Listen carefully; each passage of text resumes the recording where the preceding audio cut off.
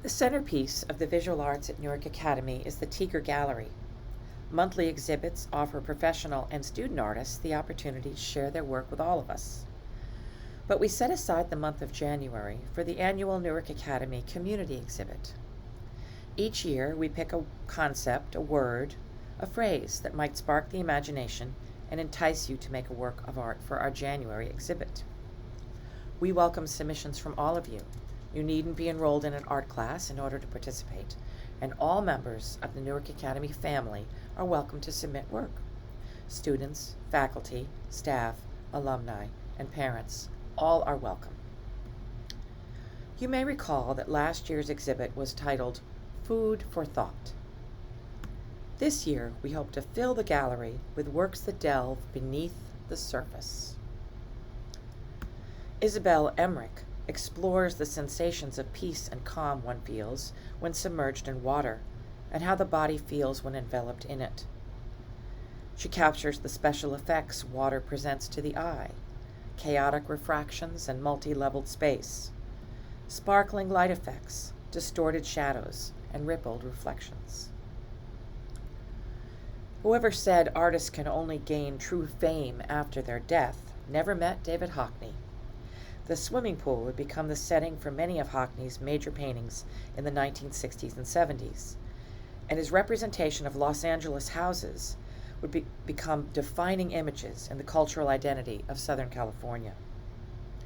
Talk about making a splash. This piece sold for $90 million, the highest sale for a living artist. The opening bid was $18 million.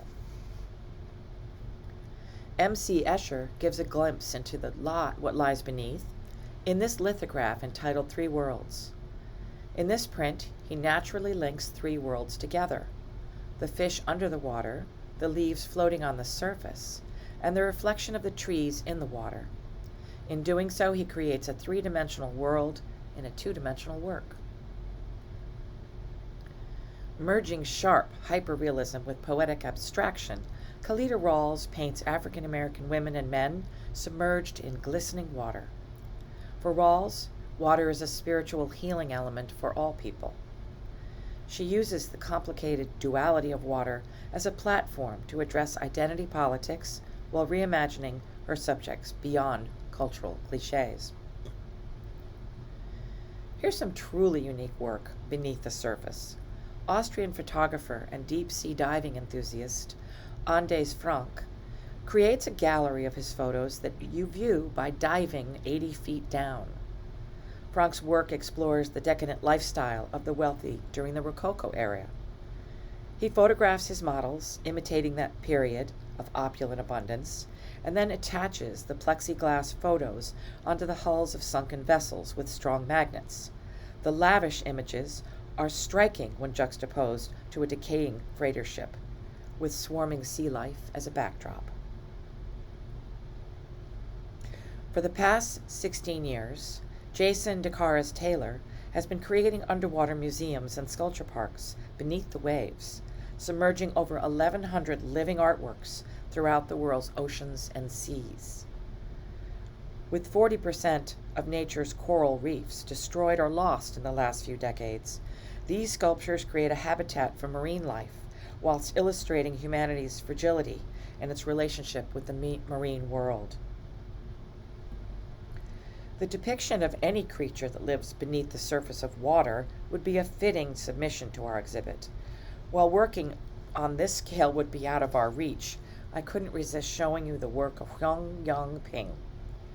This cross between an octopus and a cuttlefish invades the space it inhabits, wrapping its giant tentacles around poles and beams. But water is not the only surface one can look beneath. Seward Johnson's piece, entitled The Awakening, consists of 5 separate pieces of metal embedded in the ground, giving the impression of a giant man struggling to free himself from the earth. While it has moved around to a number of locations, it is currently on display at the National Harbor in Oxon Hill, Maryland, where it apparently doubles as a playground. Let's think about other possible interpretations of our theme, beneath the surface. Patrick Quarm grew up in Ghana and is currently living in the United States. Quorum describes the merging of these two experiences as a hybrid identity, a theme he explores in his work through a combination of African fabrics and Western-style painting. His figures are covered in the patterns of the fabrics of his childhood. Beneath the surface, his figures drop below the exterior patterns to deeper truths which are hidden and shielded from view. Artist Alexa Mead paints directly on the surface of her subject matter, both human and three-dimensional spaces, creating the illusion that our reality is a two-dimensional painting. If it looks familiar, it's because I've shared her work before, and she did a short residency here at Newark Academy a few years ago. Her radical approach to portraiture presents a fascinating example of art that would suit our theme, beneath the surface. Here's an artist who is penetrating even further beneath the surface. Nick Vesey is a British photographer working primarily with images created from X-ray imaging. Vesey exposes the mystery and beauty of what hides beneath the surface in a blunt yet subtly profound way. While he uses medical X-ray machines for his human subjects, he captures the objects in much longer exposures. He had to get a license from the government to do this work. The walls of his studio are 28 inches thick of solid concrete, and the door is made of lead that weighs 2,500 pounds. He stands outside in a safe room. Polish photographer and graphic artist Igor Morski has a slightly different view of the world. His surrealist illustrations often include a veil that he incorporates, giving the viewer a peek of what lies beneath.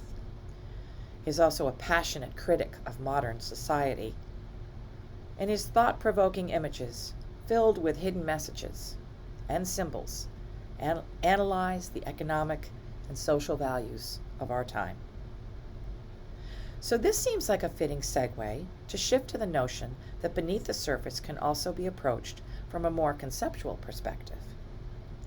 Symbolism was a loosely organized literary and artistic movement originating with a group of French poets in the late 19th century. Symbolist writers sought to express emotional experiences and hidden meanings through the subtle use of language in order to express mystical ideas, emotion, and states of mind. However, it is not limited to literature. Symbolism is one of the most important elements that gives depth to art.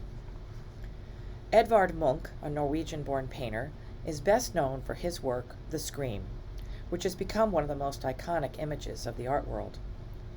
Munch spent his life going through much turmoil and suffering, and many of his works represent anguish and despair.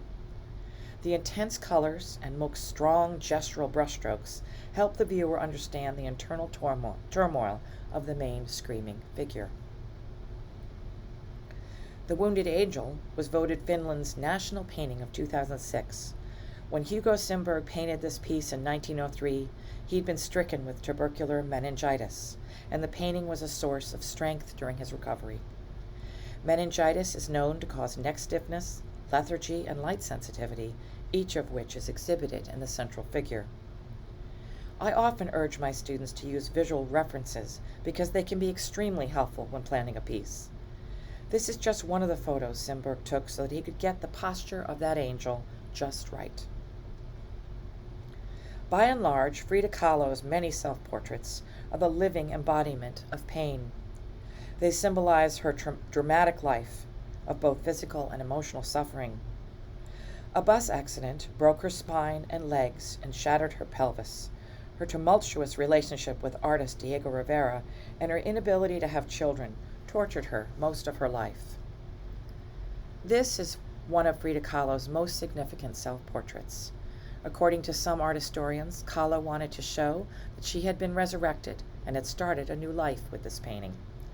The hummingbird symbolizes hope, the butterflies symbolize resurrection, and the thorn necklace she wears is thought to be a symbol of Jesus, who wore a crown of thorns while being dragged to his crucifixion.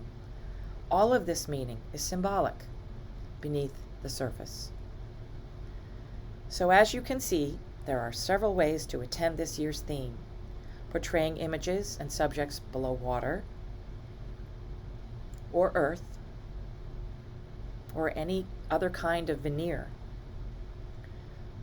A stylized, or perhaps an abstract approach might fit the bill. Or you may want to infuse your work with symbolism. I hope you will consider submitting a piece.